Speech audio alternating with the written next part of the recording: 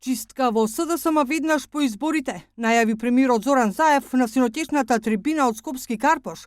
Познавачите на состојбите во владачката партија ваквата порака ја толкуваат дека Заев всушност само ќе ги искористи изборните резултати од првиот изборен претседателски круг како алиби за она што го планираше и пред нив, дека ќе има проветрување во јавноста се зборуваше и пред изборите, особено на министерскиот и директорскиот ешалон. Сите оние што не покажале резултати ќе бидат тргнати, велат нашите извори, особено министрите што потврлија во капиталните инвестиции, но и директорите за кои има негативна клима во јавноста.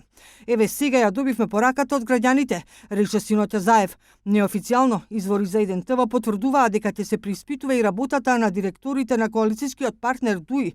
Овој пат нема да има ротации, велат нашите извори. Актерот Драган Спасов Дац на трибината на Заев му подари метла. Ова величествена можност ја имаме сите на 5 мај.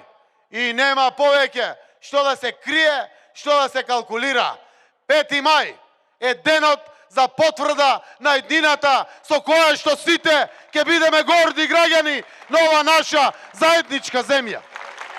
Претседателскиот кандидат на ВМРО ДПМН Силјановска за метлата на Заев на својот фејсбук профил напиша: "Се чудам од каде смрдеше рибата. Народот ќе ви ја испорача метлата на 5 мај", напиша Силјановска на својот фејсбук профил.